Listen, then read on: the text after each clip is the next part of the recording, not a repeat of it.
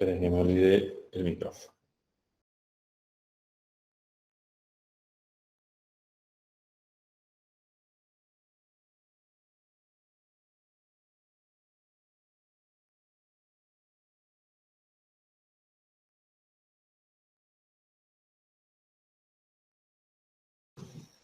Si quieren ir prendiendo las cámaras, chicos, ya vamos a arrancar.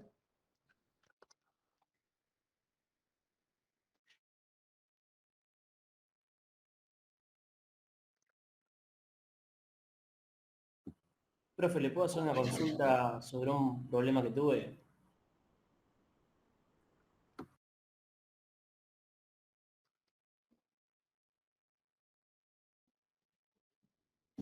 Profe, ¿le puedo hacer una consulta?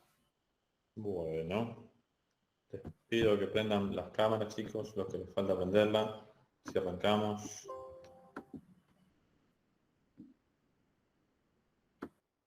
Ustedes me están escuchando, ¿no? Bien.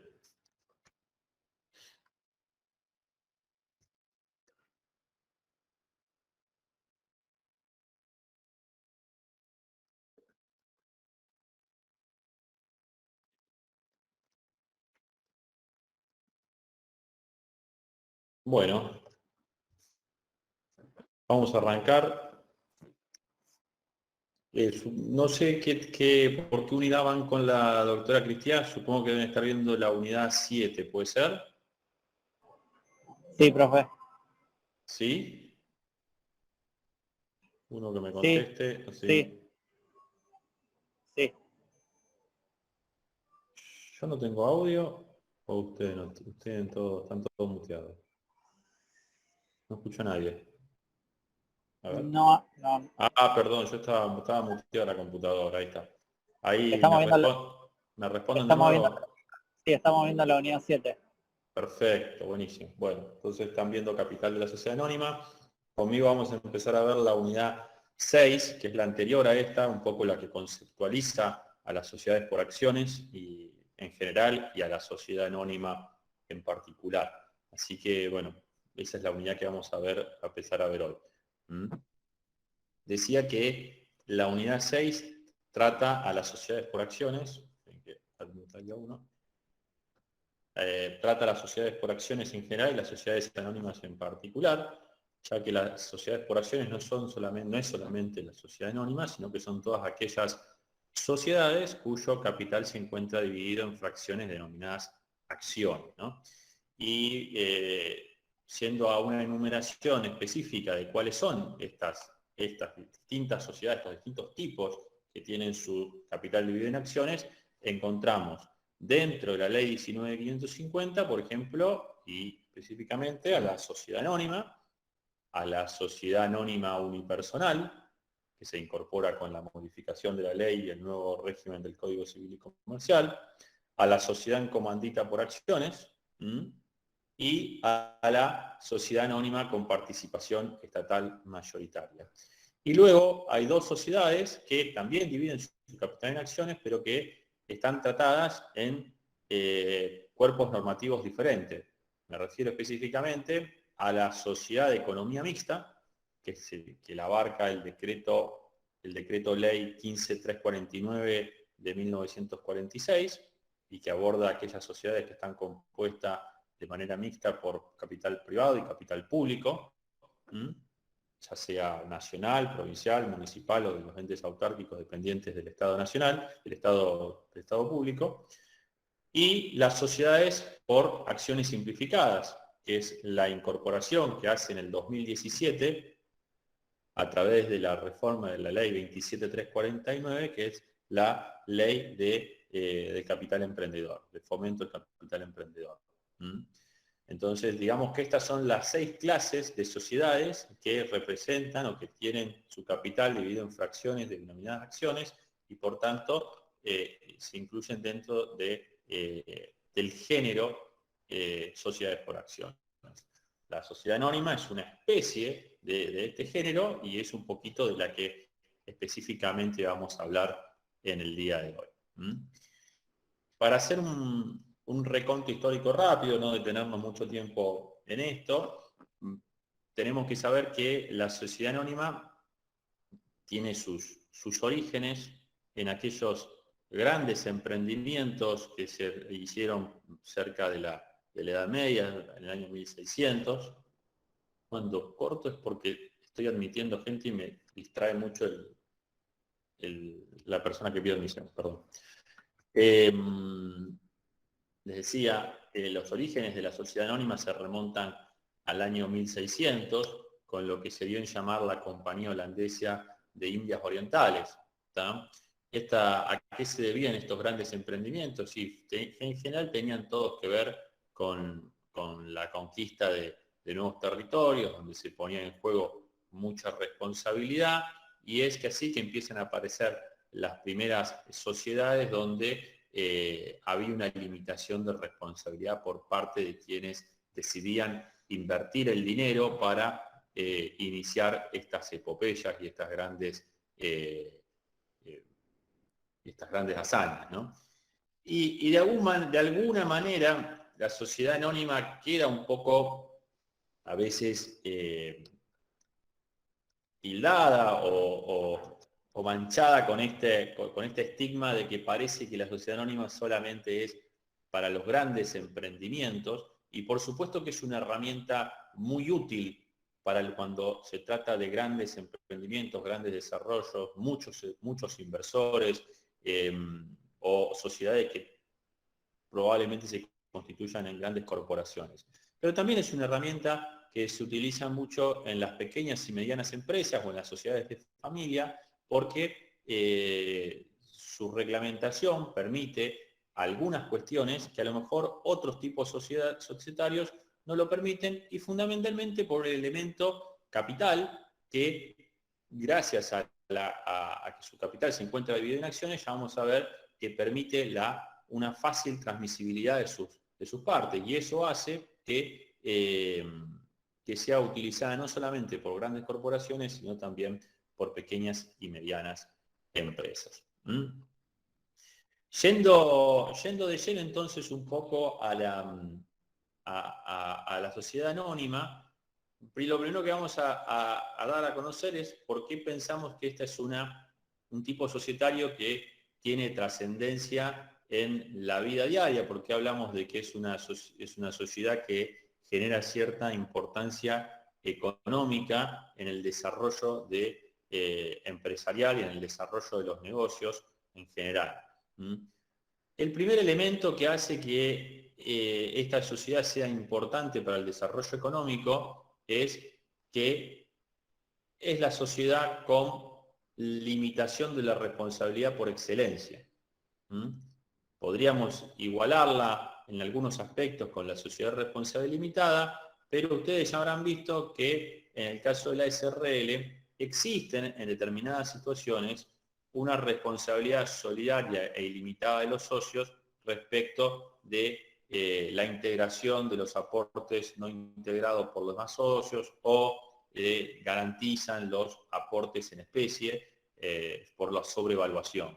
Entonces, salvo esos casos, la sociedad de responsabilidad también es una sociedad que limita su responsabilidad en su totalidad. Pero en el caso de la sociedad anónima, esa responsabilidad es aún más acotada. ¿Por qué? Porque ni siquiera existe el riesgo de yo tener que hacerme cargo de la falta de integración de aportes por parte de mis otros socios. Cuando yo cumplo con la integración de mi saldo, se extingue mi responsabilidad para con la sociedad. Incluso si yo no integrara el saldo, lo que va a terminar ocurriendo es que van a cancelar esas acciones que me corresponden como socio, pero en definitiva ni siquiera voy a tener que integrarlas, ¿no?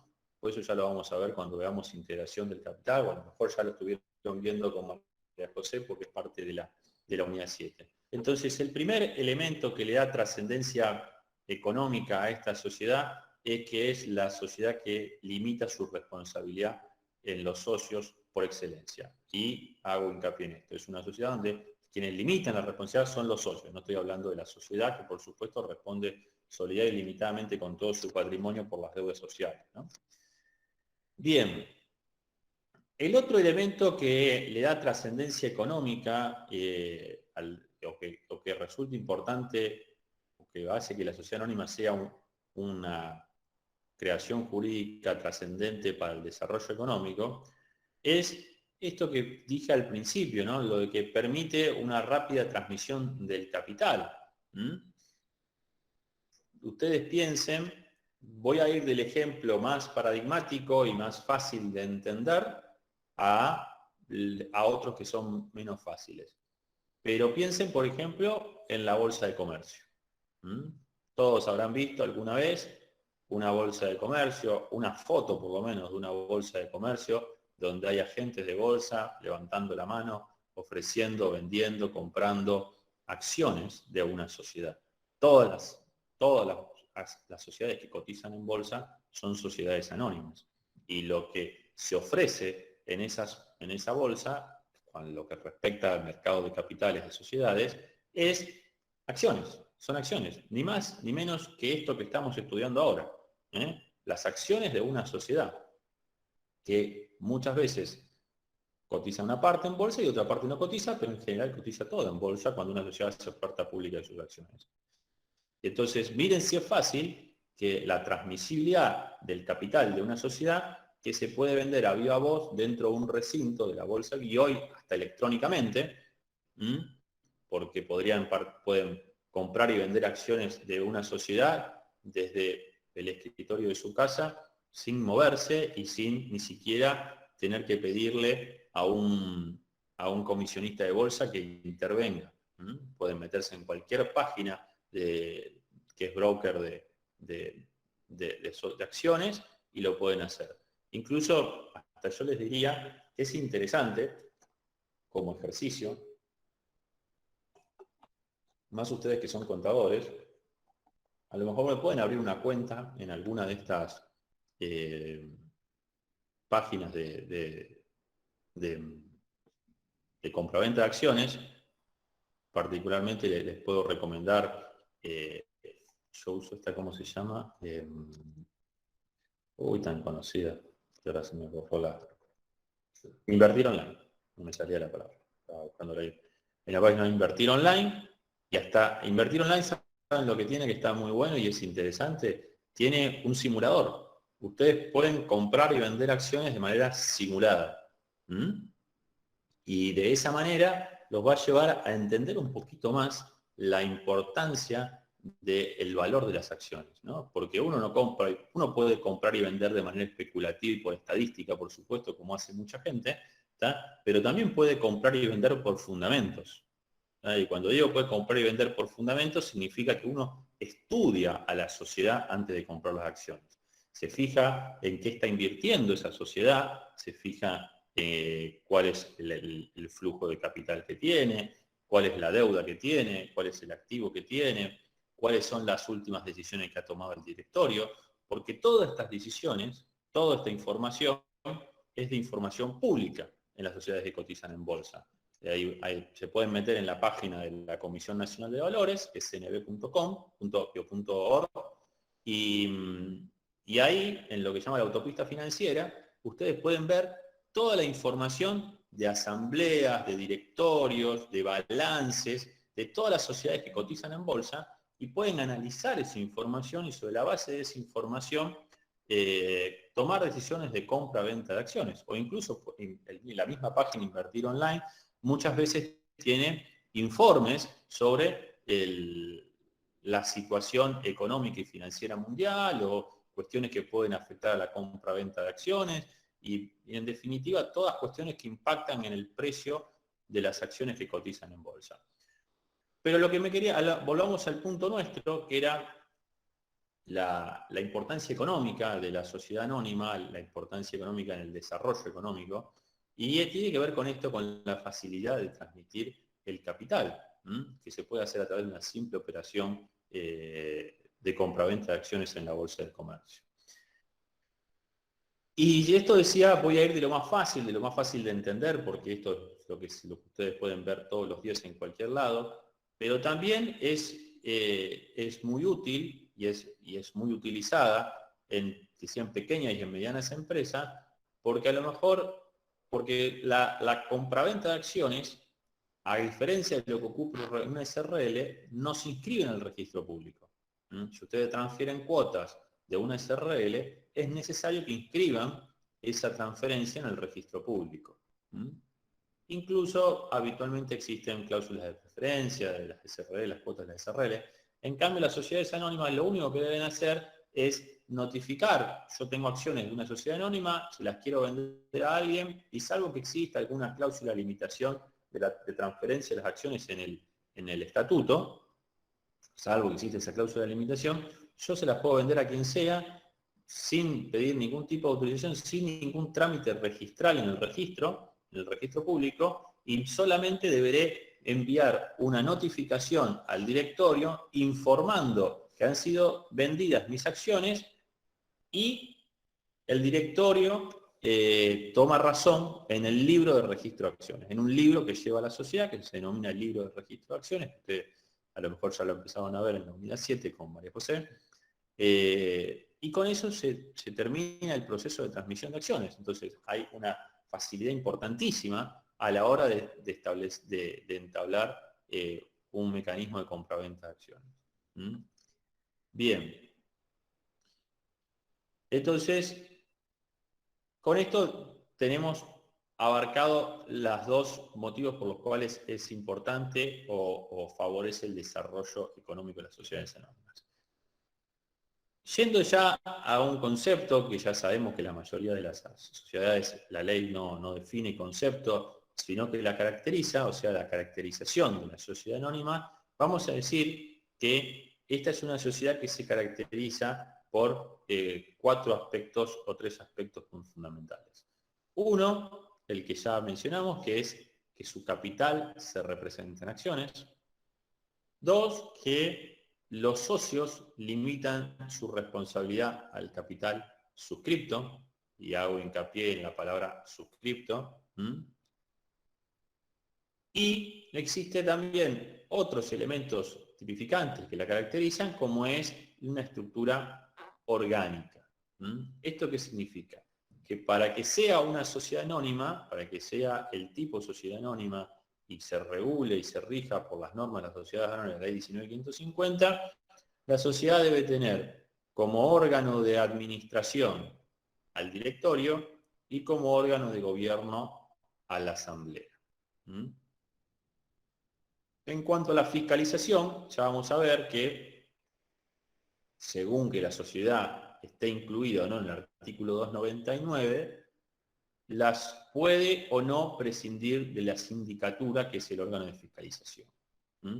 Recuerden que toda sociedad tiene, en lo que refiere a su funcionamiento, 3 aspectos fundamentales, que son la administración, el gobierno y la fiscalización. ¿Se acuerdan que yo ya se los dije en alguna clase? Le dije: chicos, si ustedes empiezan a estudiar un tipo societario y no saben la responsabilidad de los socios, no saben cómo se divide el capital, o no saben la estructura orgánica o cómo funciona la administración, el gobierno y la fiscalización, repasen, porque les va a ir mal seguro. Bueno, entonces estas 3 funciones de administración, gobierno y fiscalización, en la sociedad anónima están. La administración en cabeza del directorio. No puede haber una sociedad anónima que tenga a cargo la administración de una gerencia. Sería otra cosa, pero no sería una sociedad anónima. ¿Qué sería si fuese una sociedad anónima que tiene la administración a cargo de una gerencia? ¿Por esa sociedad qué sería o por qué norma se regiría? La sección cuarta. Exactamente, por las normas de la sección cuarta. Como no cumple un requisito esencial tipificante, es atípica, se rige por las normas de la sección cuarta. El gobierno a cargo de la asamblea, y la fiscalización, dependiendo de si es 299 o no es 299, a cargo de una sindicatura o mediante la fiscalización directa de los socios. También es importante, cuando hablamos de la caracterización de las sociedades anónimas, que hoy podemos decir, para no hablar de 2 tipos diferentes, que la sociedad anónima es de los tipos que admite que la sociedad esté constituida por 1 o más socios. Porque las sociedades unipersonales en el derecho argentino deben ser constituidas bajo la figura de sociedad anónima. Sociedad anónima unipersonal. Así que también como caracterización vamos a decir que puede estar constituido por un solo socio de la sociedad anónima. Bien, vamos a ver ahora un poquito cómo es el proceso de constitución de una sociedad anónima. Ustedes saben que todas las sociedades requieren de ciertas formas específicas para su constitución. En general pueden constituirse por instrumento público o privado, pero en el caso de la sociedad anónima tiene otros requisitos. Lo primero es que no se pueden constituir por instrumento público o privado. La sociedad anónima específicamente debe constituirse por instrumento público. ¿Qué significa instrumento público? Que no significa escritura pública. Muchas veces se confunde el instrumento público con la escritura pública. La escritura pública es un instrumento público, pero no es el único instrumento público. Un instrumento público también puede ser, por ejemplo, un expediente judicial o un expediente administrativo. Esos también son instrumentos públicos. Entonces, la ley es muy clara, no habla de escritura pública, sino que habla de instrumento público. Y a tal punto es así que ahora vamos a ver que en el proceso constitutivo en la provincia de Santa Fe se ha permitido que se ha admitido que para su inscripción en el registro público se presente el expediente que ha tramitado ante la Inspección General de Personas Jurídicas, que es la autoridad de control, ahora lo vamos a ver específicamente, que es un instrumento, o sea, que ese expediente presentado en la Inspección de Personas Jurídicas para su control de legalidad y de formalidad, y fiscal, digo, su control de legalidad y fiscal, se transforma en un instrumento público. El expediente administrativo es un instrumento público y ese instrumento público puede ser utilizado para ingresar en el registro público como fundamento de la constitución de la sociedad anónima. Es decir, que el expediente administrativo de la Inspección General de Personas Jurídicas es instrumento público suficiente para cumplir con el requisito exigido por la Ley General de Sociedades en relación a que la sociedad anónima debe constituirse por instrumento público.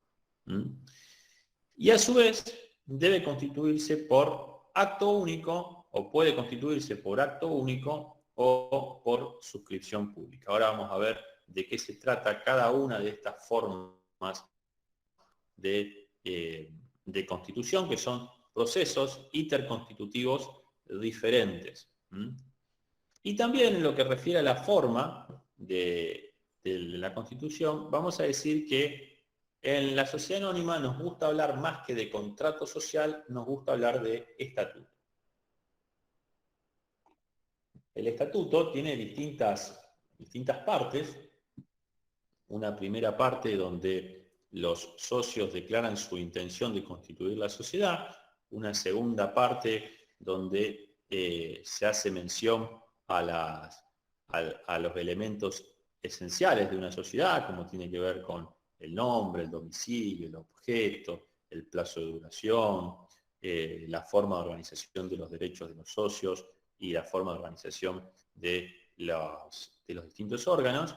Y también, tiene una segunda etapa donde los socios específicamente describen qué parte del capital suscriben, cómo lo van a integrar y la designación finalmente de los órganos de administración y de fiscalización.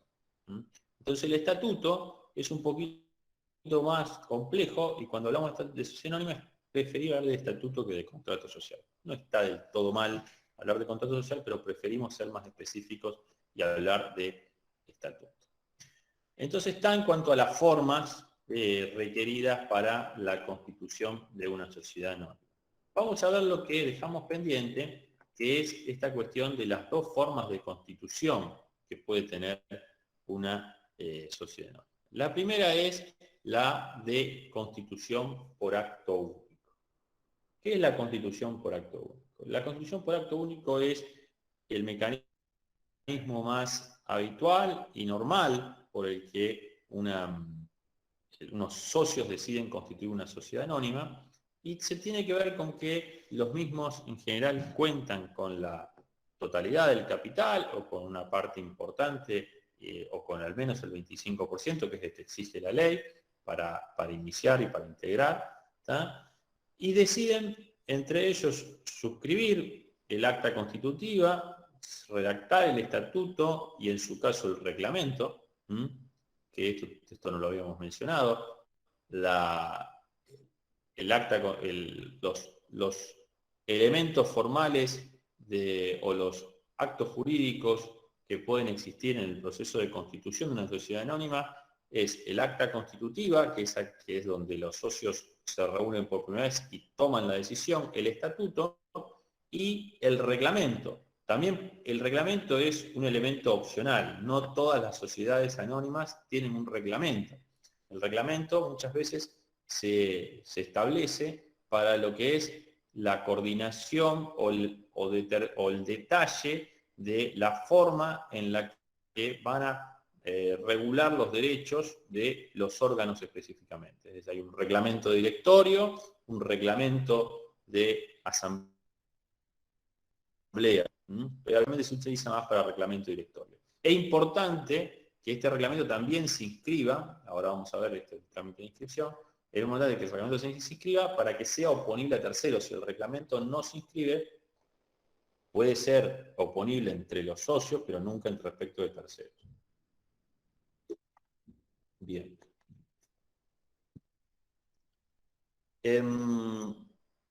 Entonces, si los socios cuentan con el capital y deciden por instrumento público celebrar un acta constitutiva, redactar el estatuto, el paso siguiente en la constitución por acto único es presentar este estatuto a la autoridad de control. ¿Quién es la autoridad de control en materia de sociedades anónimas en la provincia de Santa Fe? Ya que la autoridad de control tiene carácter provincial y cambia de nombre, depende de las provincias. En la provincia de Santa Fe se llama Inspección General de Personas Jurídicas de la provincia de Santa Fe. Es un órgano que depende del Poder Ejecutivo Provincial. En la ciudad de Buenos Aires, por ejemplo, se llama Inspección General de Justicia. Y lo menciono porque la inspección, a diferencia de la Inspección General de Justicia en la ciudad de Buenos Aires, a diferencia de lo que ocurre muchas veces en la provincia de Santa Fe o en otras provincias en general, la Inspección General de Justicia de la ciudad de Buenos Aires tiene mucha actividad normativa y de resoluciones, y permanentemente está dictando resoluciones sobre regulaciones específicas de temas puntuales respecto de las sociedades que están bajo su control. Y estos reglamentos, estas resoluciones que permanentemente dictan y que son de alguna manera complementarias de la ley de sociedades, se utilizan muchas veces como antecedente normativo en otras jurisdicciones o incluso para fundamentar determinadas posturas jurídicas en juicios o en fallos cuando la ley de sociedades deja algún blanco o margen de interpretación. Tiene muchas normas interpretativas, algunas interesantes y otras que exceden muchas veces las facultades del órgano, como está pasando en este momento con el tema de las sociedades por acciones simplificadas. ¿Qué pasa con las sociedades por acciones simplificadas? Y al Inspector General de Justicia de la Ciudad de Buenos Aires se le ocurrió que no le gustan y entonces dicta un montón de normas en las que prácticamente resulta imposible la constitución de una sociedad por acciones simplificadas en jurisdicción de la Ciudad Autónoma de Buenos Aires. Entonces, y lo que digo es que en ese caso se excede porque un inspector dependiente del Poder Ejecutivo de una autoridad jurisdiccional provincial, o en este caso de la Ciudad Autónoma de Buenos Aires, nunca puede ir por encima de las leyes nacionales. No puede modificar las leyes nacionales, las puede complementar, pero ese complemento, esa regulación que haga de determinados aspectos que muchas veces tienen que ver con cuestiones operativas, no pueden implicar una modificación de la ley de fondo, sino la resolución es inconstitucional. Esto tiene que ver con la pirámide normativa, donde en la cima está la Constitución Nacional, luego las leyes y luego las resoluciones que va dictando. Ahora hay un tema muy conflictivo, no quería decir la palabra conflictivo, muy en debate actualmente, que la Inspección General de Justicia de la Ciudad Autónoma de Buenos Aires sacó una resolución hace ya un tiempo donde obliga a las sociedades anónimas y a las asociaciones civiles, que también están bajo su control, a integrar los órganos de administración de las instituciones, de las sociedades, de las asociaciones que regula, bajo el régimen de paridad de género. Lo cual ha traído muchísimo revuelo, primero porque algunos entienden que excede las facultades del inspector, y otro porque entienden que es una normativa, bueno, porque no coinciden con el criterio de la paridad de género en este tipo de instituciones, ¿no? Lo cual es un debate muy profundo que en realidad debe darse la sociedad, y como es un debate profundo debe darse, yo no estoy ni a favor ni en contra hoy por hoy, pero creo que es un debate que merece darse en el Congreso de la Nación y no porque se le ocurre al inspector de un organismo provincial, o en este caso dependiente de la Ciudad Autónoma de Buenos Aires. No, de ninguna manera puede definirlo de una persona de manera aislada algo que incumbe a toda la sociedad, ¿no? Pero claramente debiera pasar por una ley del Congreso.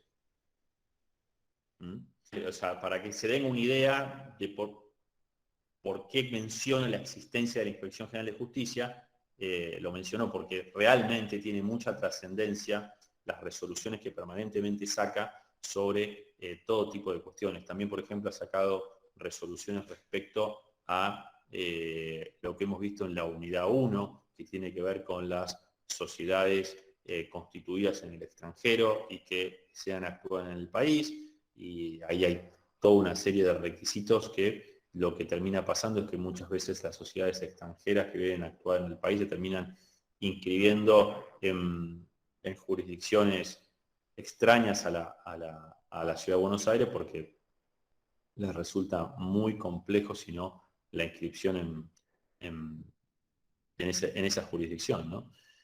Pero bueno, por eso lo mencionaba. Entonces estamos con que los socios se pusieron de acuerdo, redactaron por instrumento público el acta constitutiva y el estatuto, y en su caso se quisieron el reglamento, y lo presentaron a la autoridad de control en la provincia de Santa Fe, que es la Inspección General de Personas Jurídicas, que lo que hace es un control de requisitos legales y fiscales. Y lo que quisiera acá que también les quede claro es un aspecto que tiene que ver con desde cuándo la sociedad anónima se la considera persona jurídica. ¿Desde cuándo se la considera persona jurídica? Ya que, a diferencia de las sociedades de responsabilidad limitada o de la sociedad colectiva o de cualquier otro tipo societario, debe pasar previamente por este mecanismo de control y fiscal y legal, y si queremos autorización del estatuto por parte de las autoridades de control. ¿A partir de cuándo se la considera persona jurídica? Y en este sentido es trascendente lo que dice el artículo 146 del Código Civil y Comercial de la Nación, ¿no? ¿Qué dice el Código Civil y Comercial de la Nación? Su artículo 146. Lo que dice es que se es persona jurídica desde el día de la celebración del acto constitutivo. Entonces, más allá de si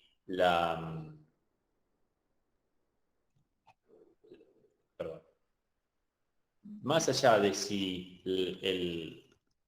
la sociedad es o no es autorizada a funcionar, la realidad, o es o no autorizado su estatuto como sociedad anónima y se le permite, pasa el control de legalidad y fiscal, la sociedad es sociedad y es persona jurídica desde el día en que los socios celebran el acta constitutiva y redactan el estatuto.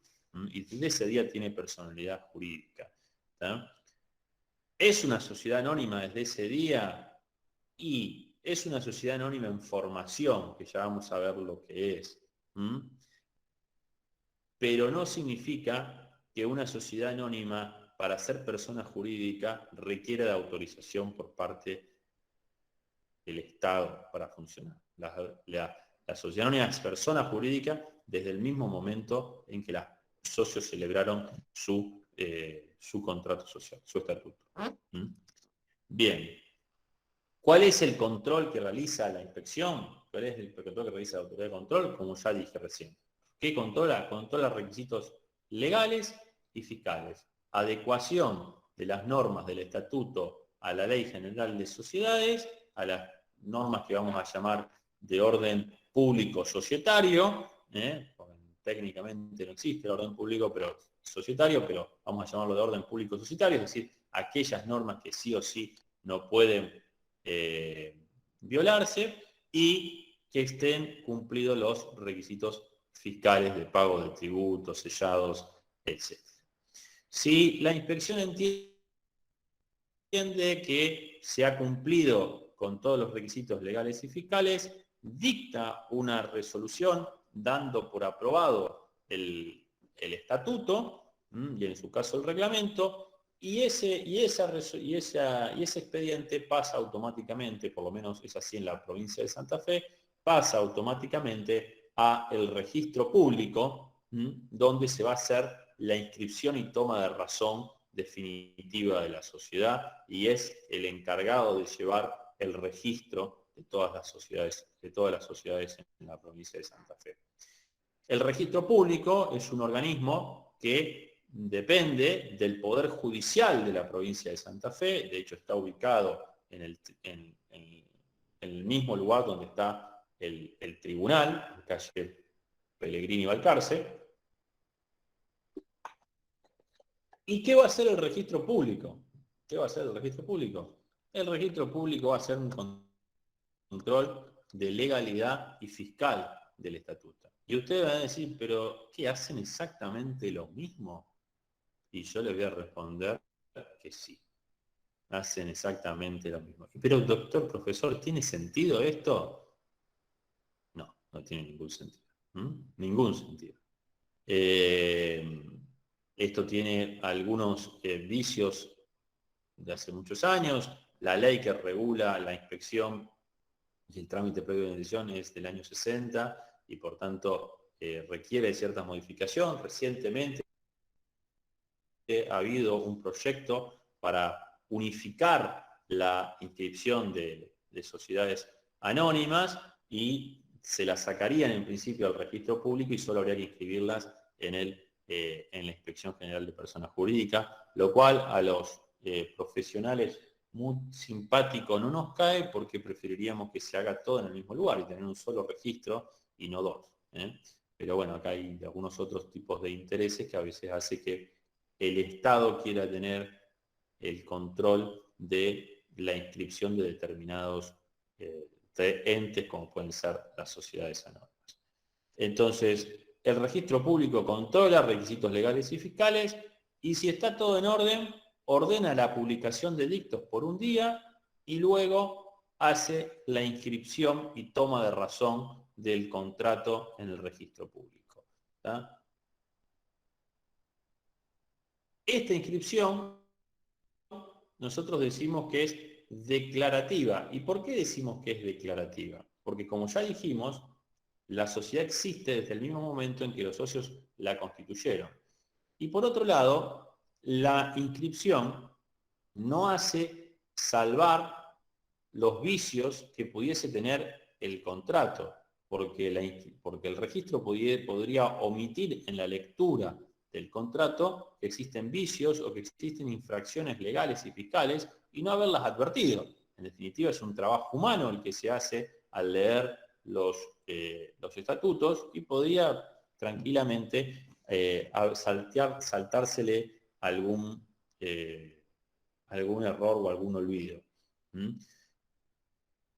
La inscripción no salva ese error y eso no significa que más tarde no pueda ser impugnado, no pueda ser observado o no pueda serle exigida a la sociedad la corrección de ese error.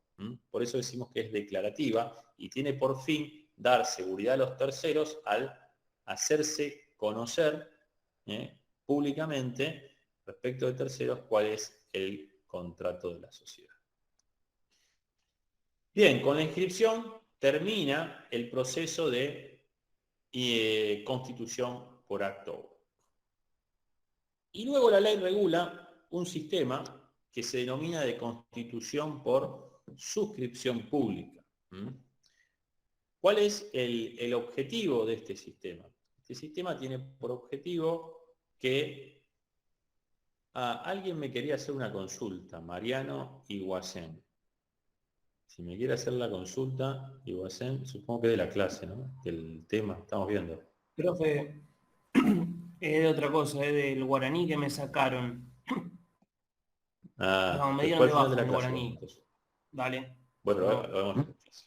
Perdón. Les decía, bueno, vamos a ver ahora el sistema de constitución de sociedad anónima por suscripción pública. ¿En qué consiste este sistema y cuál es su función? Su principal función y objetivo es, así como dijimos que en la sociedad anónima de constitución por acto único, el objetivo o se da en aquellos casos donde los socios reúnen la totalidad o gran parte del capital para constituir la sociedad, en la constitución por suscripción pública, este es justamente lo que está faltando. Los socios no tienen el capital suficiente para constituir la sociedad, está asociado ahora sí a grandes desarrollos, a grandes emprendimientos que requieren de un capital que es casi imposible que una persona lo tenga por sí sola, ¿tá? Y entonces lo que hacen es decidir constituir una sociedad, pero invitar al público en general a que se sume a la constitución de esa sociedad. ¿Y cómo lo hacen? Bueno, estos socios o estas personas que deciden invitar a los demás a constituir la sociedad y a celebrar el contrato de sociedad, se denominan promotores. Promotores. Una de las figuras esenciales de este sistema es el de los promotores. ¿Qué hacen estos promotores? Estos promotores redactan lo que se llama un programa fundacional o programa de fundación. Este programa de fundación, cuyos requisitos, ahora vamos a ver, están enunciados en el artículo 170 de la Ley General de Sociedades, se redacta en instrumento público o privado con firma certificada ante escribano público y se presenta a la autoridad de control para que lo admita y lo pase en su caso al registro público. Como les decía, el artículo 170 contiene cuáles son los requisitos de este programa fundacional o programa de fundación. Y básicamente son todos los datos de los socios, nombre, edad, estado civil, nacionalidad, profesión, número de documentos, número de quit, el domicilio de los promotores. Las bases del estatuto básicamente implica redactar en principio el estatuto que debería regir la sociedad, porque piensen que después acá van a venir inversores que no conocen para nada a los socios, van a estudiar la idea y van a ver si la propuesta económica o la propuesta empresarial es interesante, pero también van a tener que leer cuáles son las pautas que los van a regir en sus vínculos con los promotores, es decir, con sus futuros socios.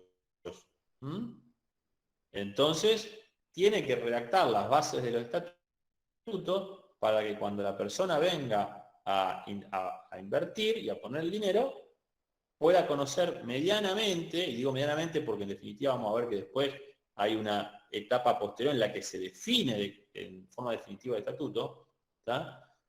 Pero tiene que estar las bases más o menos ciertas del estatuto. Luego debe haber una descripción de la naturaleza de las acciones, el monto de las emisiones programadas, es decir, ahora vamos a sacar tanto capital a suscribir, en tal fecha vamos a sacar tanto capital a suscribir, ¿tá? Cómo van a ser las condiciones de ese contrato de suscripción, es decir, cuál va a ser el anticipo y cuál va a ser el monto que luego puede ir integrándose a lo largo del tiempo. Y debe determinar también, este programa fundacional debe designar un banco con el cual los promotores, o mejor dicho, con el cual los suscriptores luego firman los contratos de suscripción. Y por último, también es importante que contenga las ventajas o beneficios eventuales que los promotores proyectan reservarse. Es decir, los promotores dicen, miren, yo por haber se me ocurrió la idea, yo me reservo tal o cual beneficio. Que en principio ese beneficio no puede exceder del 10% de las utilidades ni más allá de los 10 ejercicios. Es decir, tienen derecho a poder participar en las utilidades de la empresa, los promotores, sin necesidad de tener una participación directa en el capital, o aunque la tengan más allá de su participación en el capital, de hasta el 10% de las ganancias.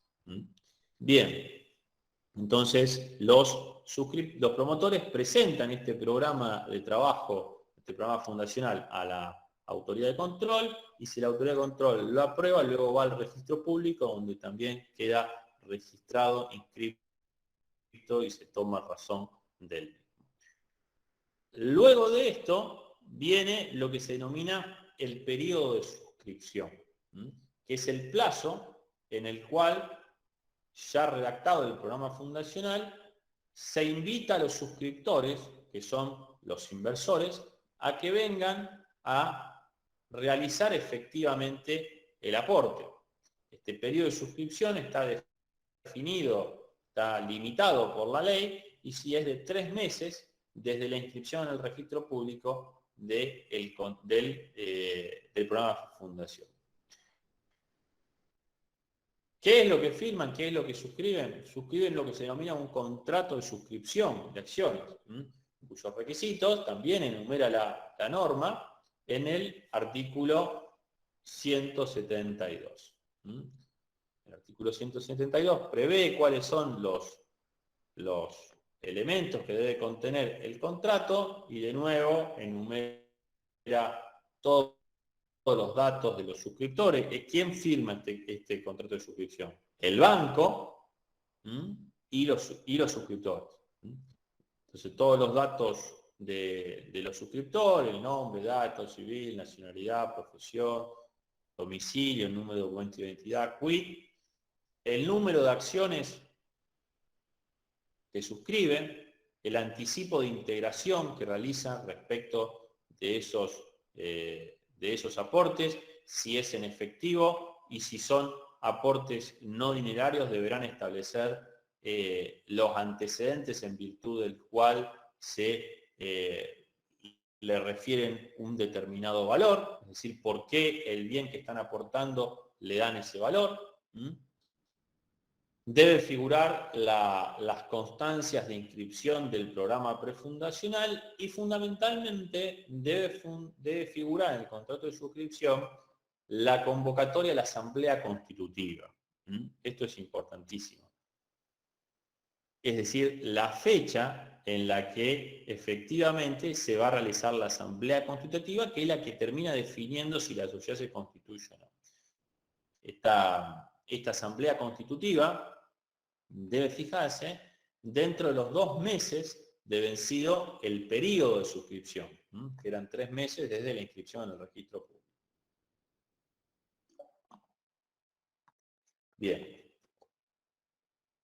Si se termina el periodo de suscripción, llega el día de la asamblea constitutiva.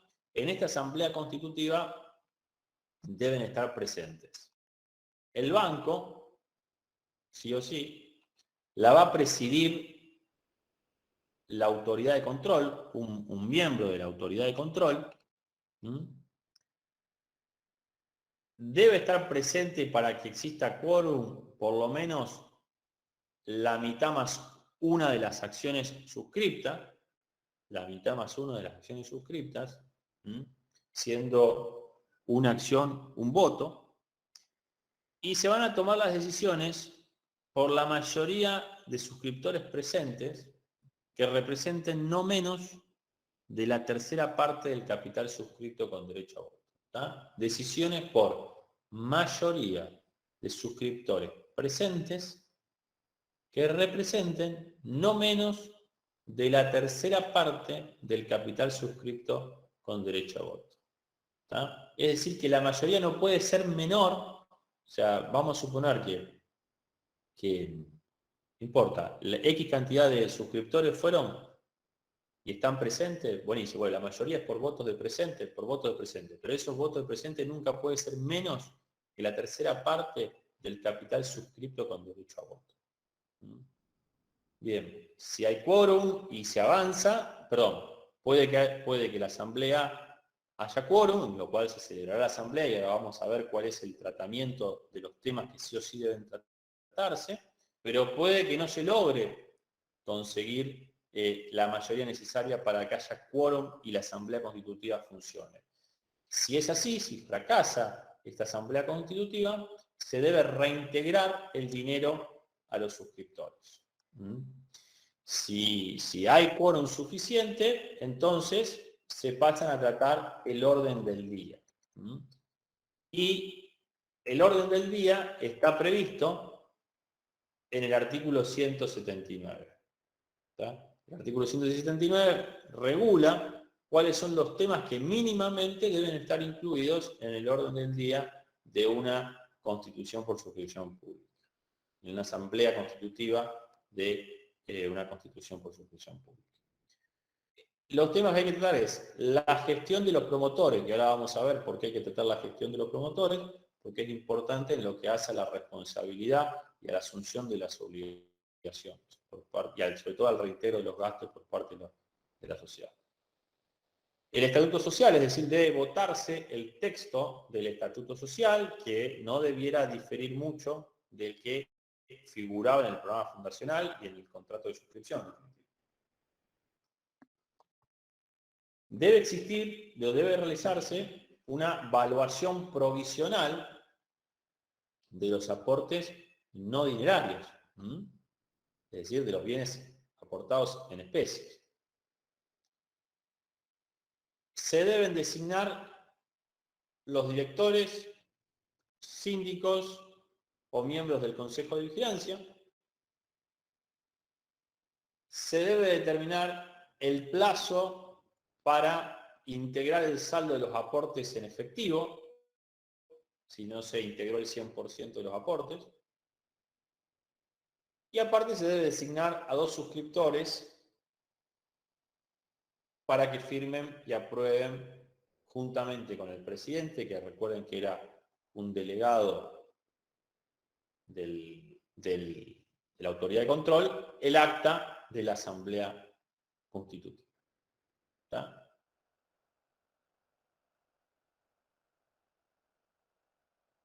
Decía que era importante el tratamiento de la gestión de los promotores. ¿Por qué? Porque durante el curso de constitución de la sociedad, durante todo el tiempo que dure la constitución de la sociedad, hasta la inscripción en el registro público, que es bastante en el caso de las sociedades por suscripción pública, durante todo ese tiempo, los promotores son solidarios y limitadamente responsables por todos los actos que realizan. Pero una vez inscripta la sociedad y aceptada y aprobada la gestión de los promotores, la sociedad asume la responsabilidad de los promotores, dejan de ser responsables solidariamente por las obligaciones contraídas a lo largo del proceso de constitución y se les reembolsa los gastos a los promotores. Bien. Hasta acá con sociedad anónima constituida por suscripción pública. Y a renglón seguido vamos a ver lo que es la sociedad en formación. Yo algo mencioné cuando estábamos viendo esto del proceso constitutivo. ¿Y por qué vamos a ver sociedad en formación? Vamos a ver sociedad en formación por dos motivos. Primero, para distinguirla de lo que es una sociedad anónima que no se ha inscrito y que como no se inscribió se rige por las normas de la sección cuarta, y después para entender cómo funciona el régimen de responsabilidad de los directores durante el proceso de una sociedad en formación. Muchas veces ocurre que las personas inician una sociedad, me ha pasado recientemente con dos socios que estaban por iniciar el desarrollo de un loteo, ¿tá? ¿Y qué pasa? Vienen los dos socios y me dicen, che, queremos hacer una sociedad porque vamos a hacer unos loteos, unos campos acá cerca de Rosario. Bueno, no hay problema, le explico cómo funciona. Sí, el problema es que tengo al vendedor del campo y necesito comprárselo ya, porque se me va a ir si no. Y no tengo la sociedad constituida. Y si el problema es, bueno, que lo compra a nombre de unos socios y después lo pasa, bueno, pero eso implica una doble transferencia, doble escritura, doble gasto, y es mucho dinero cuando hablamos de superficies importantes o cuando hablamos de operaciones inmobiliarias importantes. Entonces, esto que yo les estoy diciendo de la sociedad en formación, muchas veces ocurre que la sociedad, durante el proceso de su íter constitutivo, tiene necesidad de realizar actos que hacen a su objeto social o que hacen a su necesidad en el futuro vinculada a su objeto social. ¿Cómo hace en esos casos? Bueno, lo primero que hay que entender para eso es lo que dije al principio de todo. Las sociedades existen no desde que están inscritas, no desde que están autorizadas por la Inspección General de Personas Jurídicas para funcionar o de que se autoriza su contrato social o su estatuto. Las sociedades existen desde el día en que los socios celebraron el acta constitutiva, firmaron el estatuto y son socios a partir de ese día y la sociedad tiene personería jurídica. Es una sociedad anónima y puede ser regida por las normas de la sociedad anónima. Respecto de terceros, seguro que no. O sea, salvo que conozcan contratos sociales, esto y lo otro, pero respecto de los socios sí. Y es una sociedad anónima.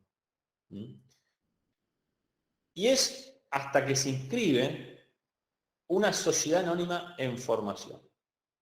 Que es distinto a que si la sociedad, los socios deciden no inscribirla o abandonar su proceso de constitución.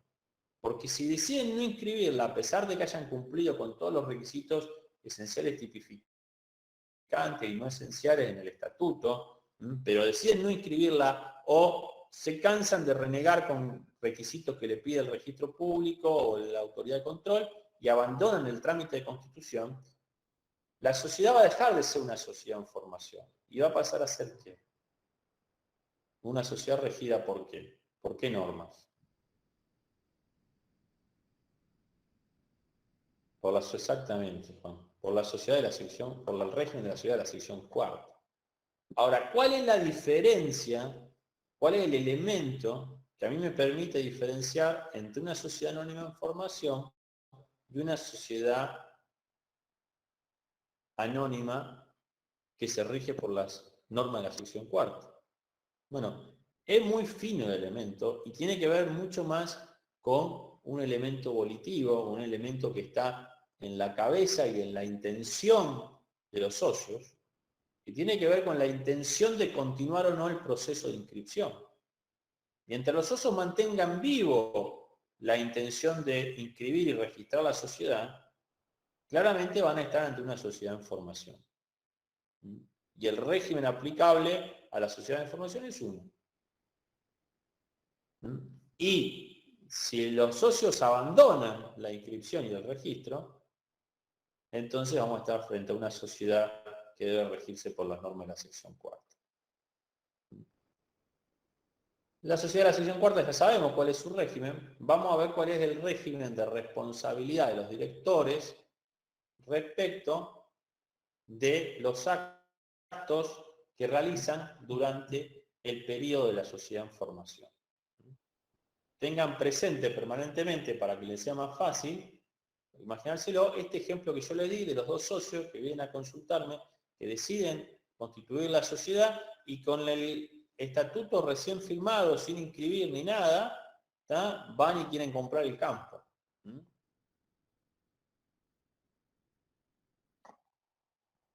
Y que de hecho lo hicieron así.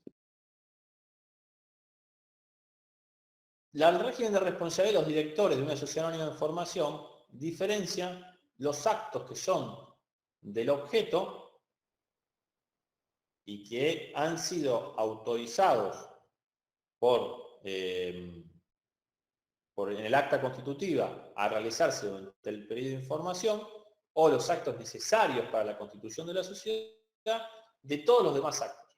Actos del objeto autorizados en el estatuto para realizar durante el periodo de información y actos necesarios para la constitución, y todos los demás actos que no sean con ninguno de estos dos. Respecto de los primeros, es decir, actos del objeto autorizados y necesarios para la constitución de la sociedad, una vez inscripta, o mejor, durante todo el proceso de formación, los directores son solidarios y limitadamente responsables mientras la sociedad no esté inscripta. Pero una vez inscripta, esos actos quedan automáticamente en cabeza de la sociedad y los directores no tienen ninguna responsabilidad por los actos realizados que estén vinculados al objeto de la sociedad y que hayan sido expresamente autorizados para realizar durante el periodo de formación. Respecto de todos los demás actos, la responsabilidad de los directores es solidaria e ilimitada. Y una vez inscripta, la sociedad puede someterlos a consideración de la asamblea de socios dentro de los 3 meses de la inscripción y asumirlos con responsabilidad propia de la sociedad. Pero la asunción por parte de la sociedad de esos actos, la asunción de la responsabilidad de la sociedad por esos actos, no desliga la responsabilidad de los directores por los mismos. ¿Se entendió? Profesor, Sí. le hago una consulta citando el ejemplo que usted dio. En este caso, en el acta constitutiva, ¿se aclaró que iban a comprar los terrenos? Sí, señor. Así sería. Por supuesto. Sí, señor. Se aclaró. ¿Por qué? Porque sobre todo, ¿sabes por qué? Porque lo compraban en plazo. Entonces, ¿qué iba a pasar? Si el socio, si los dos socios eran directores a su vez, si los socios que eran a su vez directores lo compran en cabeza de su información, a plazo, con hipoteca o sin hipoteca, no importa, para no complicarlo, y luego no cumplían con esas cuotas, les iban a ir directamente a los socios la responsabilidad sobre esa compra, si no estaba autorizado. En cambio, el estar autorizado, con la inscripción, automáticamente es una obligación que desliga de responsabilidad a los directores por el saldo de precio no pagado. ¿Mm? Si no estaba autorizado expresamente a realizarse durante el periodo de información, la sociedad después lo puede asumir al saldo de precio. Pero los directores siguen siendo responsables. O sea, gana un responsable. ¿Está? Bien, perfecto. Sí, se entiende. Sol levantó la mano, no sé si a propósito o sin querer. Profe, ¿sí? ¿Me escucha? Sí, sí. Me quedo, o sea, me perdí. Durante el periodo de formación en los actos necesarios y del objeto, digamos, durante el periodo de Autorizados. formación. Sí, Del durante ese objeto periodo, expresamente autorizados. claro, sí, pero durante O ese sea, periodo no los alcanza con que las... directores, Escuchá, yo digo, perdóname, te lo aclaro porque es importante esto. Son actos del objeto expresamente autorizados a realizar durante el periodo de formación. O sea, si la sociedad se dedica, por ejemplo, a la compra-venta de lancha, vamos a suponer, y de autos, ¿m? Y durante el periodo de formación van y compran una lancha, ese no es un acto expresamente autorizado a realizar durante el periodo de formación. Expresamente, en la misma cláusula de objeto o en una cláusula transitoria posterior, se tiene que decir actos autorizados a realizar durante el periodo de formación. Se autoriza a que los directores de la sociedad adquieran tal y cual lancha, tal y cual auto, tal y cual bienes. Y no a que compren cualquier auto, la cantidad de autos que quieran, o que cumplan todos los actos del objeto. Tiene que ser un acto específico. Tiene que ser acto específico autorizado. Sí, seguí preguntándome, claro, perdón. sí. No, durante, digamos, en ese caso, durante ese periodo de formación, ¿cómo era la responsabilidad de los directores? Durante todo el periodo de formación, la responsabilidad de los directores, no importa el tipo de acto, es solidaria y limitada. ¿Tá? La Claro, diferencia es que si se inscribe y eran actos autorizados, quedan asumidos por la responsabilidad y desligados de responsabilidad de los directores. En cambio, si son actos no autorizados, la sociedad los puede asumir dentro de los 3 meses por una resolución de una asamblea de accionistas, pero nunca desliga de responsabilidad a los directores. Es decir, que gana un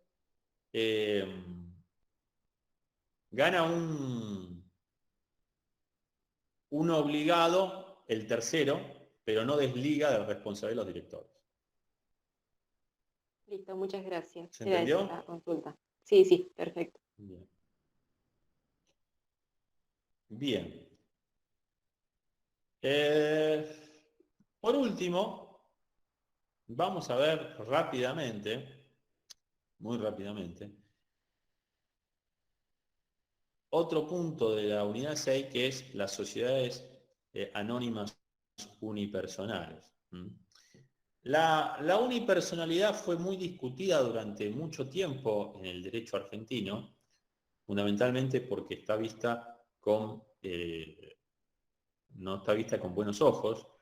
Siempre se pensó en la unipersonalidad como una forma, siempre hubo muchos doctrinarios de reconocida trayectoria que no veían en la unipersonalidad, en realidad les costaba ver dos cuestiones. Una, decían, en la unipersonalidad no hay sociedad. Si hablamos de sociedad, de lo que estamos hablando es de por lo menos 2 personas. ¿Cómo vamos a hablar de una sociedad unipersonal? Es contradictorio con el nombre. Y eso puede ser cierto, pero no hay que quedarse en la dogmática jurídica. ¿Tá? Acá lo que hay que entender que las sociedades crean un patrimonio de afectación separado del de sus socios en una persona jurídica diferente. ¿Tá? Y que eso tiene por objeto fundamental, como les dije yo el primer día de clase, que la creación de sociedades tiene por objeto el desarrollo económico de las sociedades de personas me refiero, no a las sociedades comerciales, ¿no? Y que la limitación de responsabilidad de una sociedad no es algo mezquino o algo que debemos ver con malos ojos, es algo bueno, ¿no? Porque permite y fomenta el desarrollo de empresas y la inversión. Porque si yo tengo 100.000 pesos y tengo una casa, ¿tá? Y quiero poner un negocio, pero si pongo el negocio, puedo perder la casa si me va mal, seguramente no voy a poner el negocio. En cambio, si yo con esos 100.000 pesos armo una sociedad y con esa sociedad hago el negocio, y si me va mal, porque me fue mal como le puede ir a cualquier persona en los negocios, me fue mal de buena fe, ¿tá? No me van a poder rematar mi casa y cobrarse con mi casa porque hay una limitación de responsabilidad. ¿Mm? Entonces, la limitación de responsabilidad es algo positivo y es algo bueno para el desarrollo del desarrollo económico de las sociedades, en general. Entonces, muchas veces se vio en la unipersonalidad como una especie de demonio donde lo único que buscaba era fraguar derechos de terceros con limitaciones de responsabilidad ridículas y que no ameritaban. Y en la realidad, la unipersonalidad era una realidad jurídica. ¿Por qué digo la personalidad, la unipersonalidad es una realidad jurídica? La mayoría de las veces el derecho no crea nada, chicos. El derecho no crea prácticamente nada. El derecho viene siempre atrás de la realidad jurídica, o de la realidad comercial, en este caso, porque estamos hablando de derecho comercial o de derecho societario, ¿tá? Es decir, el derecho viene a reconocer o a arreglar, a reglamentar, a dar seguridad jurídica a algo que ya existe. Y eso es lo que pasaba con las sociedades unipersonales. ¿Y cómo pasaba? Bueno, pero ¿cómo, profesor, existían las sociedades unipersonales si no estaban admitidas? ¿Saben cómo existían? Con lo que se denominan las sociedades de cómodo. Me buscaba un amigo y yo tenía una SRL con el 98% de capital a nombre mío y el 2% a nombre de mi amigo. Y en la realidad, en la forma jurídica no había unipersonalidad, pero en la realidad jurídica había unipersonalidad. O por ejemplo, siempre doy el mismo ejemplo porque es clarísimo, ¿tá? General Motors, la que está en Alvear, sobre la autopista Rosario-Buenos Aires, que es un gran emprendimiento y que ha sido muy positivo para el desarrollo económico de toda esa zona, y de Rosario inclusive. General Motors, Argentina, es una SRL. Una SRL compuesta por dos socios. General Motors Company de Estados Unidos y General Motors Financiera con domicilio en las Islas Caimán. Entonces ustedes piensan, o sea, ¿y eso es por qué? Porque en Argentina se necesitaba, cuando vinieron a invertir, que la sociedad tuviera dos socios. Si no, lo más fácil era que el único socio fuera General Motors Company de Estados Unidos. Que es la realidad. Que es la realidad.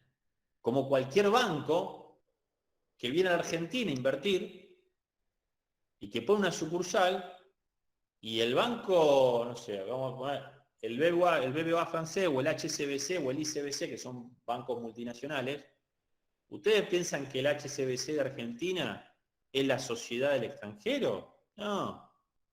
Hacen una sociedad de la cual el socio es el banco extranjero.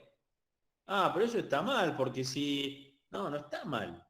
Afectan una parte de su capital a este emprendimiento. Y eso es bueno. Eso es bueno para el inversor, pero también es bueno para el tercero. Quizá en el caso del banco es difícil de ver, pero en otras situaciones sí es bueno para el tercero, porque muchas veces ocurre que hay muchas sociedades que empiezan a diversificarse, a atomizar sus objetos. Y entonces arrancaron, tengo un cliente, por ejemplo, que arrancó como un fabricante de veneno para hormigas y ratones. Y hoy es una mega distribuidora de otros productos, incluso fabrica pinturas. incluso tiene un megacentro de chapería. Y tenía todo metido dentro de la misma sociedad. Y yo le pregunto, ¿por qué el acreedor al que él le compra la materia prima para fabricar la pintura, tiene que pagar los platos rotos si a él le va mal con la venta de productos para hormigas y ratones? No tiene nada que ver una cosa con la otra. Entonces, la unipersonalidad permitió a grandes empresas reorganizar sus patrimonios en distintas áreas de funcionamiento, en distintas unidades de negocio, sin necesidad de tener que fraguar los textos de los estatutos o de los contratos sociales, hablando de pluripersonalidades que en realidad no existen. Bien, entonces, zanjado esta cuestión sobre la visión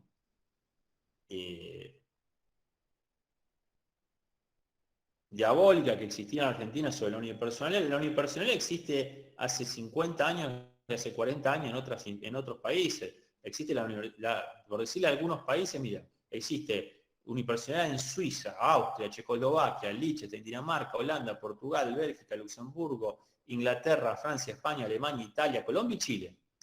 En todos esos países existe hace más de 15, 20 años la unipersonalidad. Nosotros seguíamos discutiendo de si convenía o no convenía la unipersonalidad. Bien, dicho esto, vamos a ver cómo el derecho argentino regula la unipersonalidad, que está regulado en distintas normas del derecho societario, que básicamente, como son sociedades anónimas, se rigen por las mismas normas de la sociedad anónima, con algunos aspectos diferenciados que son muy poquitos, ¿verdad? El primero es el que debe adoptar la denominación de SAU o Sociedad Anónima Unipersonal. El segundo es que no se pueden las sociedades anónimas unipersonales estar constituidas a su vez por otras sociedades anónimas unipersonales. Es la única limitación en cuanto a la integración de la conformación societaria. Sí puede estar constituida por sociedades, pero no por sociedades anónimas unipersonales. La otra que tiene que ver con este temor inicial de donde nacieron las sociedades anónimas unipersonales, es que se les exige que se integre el capital en su totalidad al momento de la constitución o del aumento. Ustedes vieron ya con María José en la unidad 7 que en las sociedades anónimas lo que se hace es exigir la suscripción total del capital, pero la integración del capital se hace solamente en un 25% si es en efectivo o del 100% cuando son bienes en especie. Pero si es el bien efectivo, se obliga en el momento de la constitución, se exige como mínimo el 25%. El resto se puede integrar en un plazo de 2 años. En las sociedades anónimas unipersonales eso no ocurre, sino que debe integrarse en el 100% el capital en el momento de la constitución o al momento del aumento. Y la existencia de las sociedades anónimas unipersonales ha traído como consecuencia la reforma del artículo 94, inciso 8 en su momento, que es el que disponía la disolución de las sociedades por reducción a 1 del número de socios. Hoy ya no existe la disolución de las sociedades por reducción a 1 del número de socios, e incluso existe una norma específica que es que en el caso de la sociedad en comunidad simple, en comunidad por acciones y capital industria, si no se recompone la dualidad de socios en el término de 3 meses, se transforman de pleno derecho en sociedades anónimas unipersonales. La gran discusión se ha dado con las sociedades colectivas y las sociedades de responsabilidad limitada que no han sido incluidas en este artículo y por lo tanto la duda es qué pasa con las SRL cuando se reduce a 1 el número de socios, qué pasa con las sociedades colectivas cuando se reduce a 1 el número de socios. ¿Ah? Yo creo que no se puede hablar de que continúa en el mismo régimen de disolución y liquidación por reducción a uno del número de socios porque desapareció el artículo 94, inciso 8. Con lo cual, hoy no podemos hablar de que la SRL se disuelve por reducción a uno del número de socios. Tampoco se puede hablar de una transformación de pleno derecho en sociedad anónima personal porque entiendo que debería estar expresamente regulado. Entiendo que debería estar expresamente regulado. Con lo cual entiendo que de no subsanarse o de no transformarse por parte del socio que ha quedado en la sociedad, en caso de no transformar la SRL en una sociedad anónima unipersonal, si ese SRL continúa funcionando con un solo socio, lo que va a ocurrir es que esa sociedad, ese SRL se va a regir por las normas de la sección 4. ¿Estamos? ¿Se entendió esto?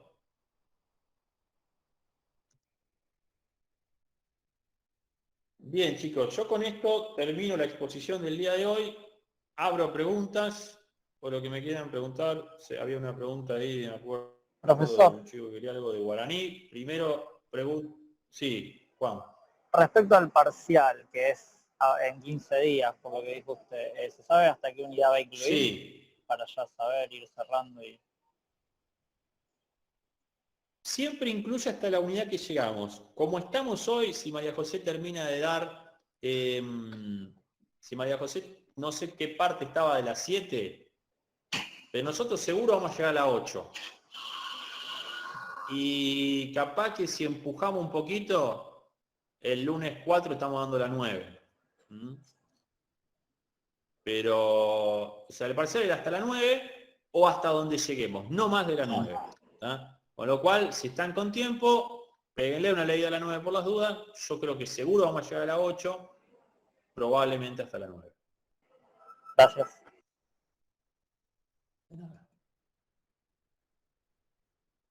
¿Alguna otra pregunta, chicos? Hola, profesor, Bueno, buenas Mariano, tardes. vos querías... Sí, Perdón. Virginia. Para presentarse No, dale. al parcial, ¿sí o sí me tengo que presentar para después poder hacer el recuperatorio? ¿O no hace falta? No, ¿Puedo directamente, no. si no llego a estudiar, presentarme en el recuperatorio? Siempre me hacen esa pregunta. ¿Hay materias en las que hay que presentarse al parcial para después presentarse al recuperatorio? Todos los años me lo hacen esa pregunta. Mirá vos, ahí Ornella dice que sí. No sabía. ¿Y cuál será el fundamento? ¿Qué sé yo? No le veo mucho sentido. Yo prefiero que si no saben que no se presenten, me hacen corregir un examen más. Claro, sí, por eso quería saber, por las dudas. Gracias. Bien. ¿Otra pregunta, chicos?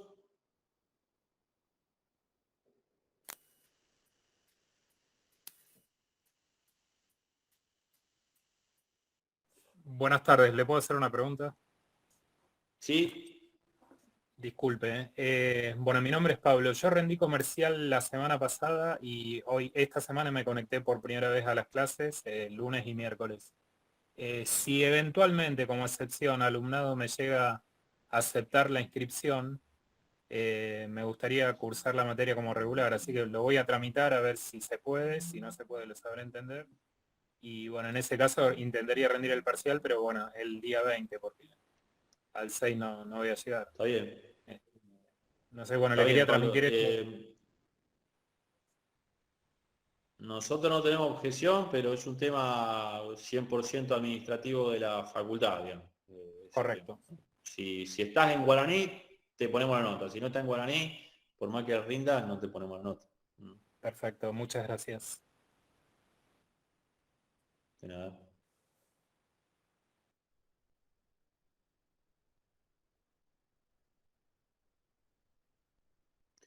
Bueno, voy a cortar. Había un chico, Mariano, me quería hacer una pregunta por guaraní, pero no lo veo ahora. Si no, doy por Profe, sí, terminado. yo.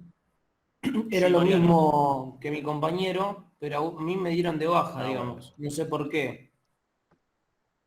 No, Así que no bueno, conozco la situación. De todas formas, Mariano, todos los temas administrativos, háblenlo con la facultad. Porque si a mí me preguntan de la facultad, yo puedo responder, no tengo problema, esto y lo otro, pero yo no impulso temas administrativos de la facultad, porque ya son complicados en la presencialidad, a la distancia son prácticamente imposibles de solucionar, o sea, nos requieren de mucho trabajo muy difícil, es algo que tienen que impulsar ustedes. Nosotros le tomamos a la gente que está en lista Dale, profe, no hay drama.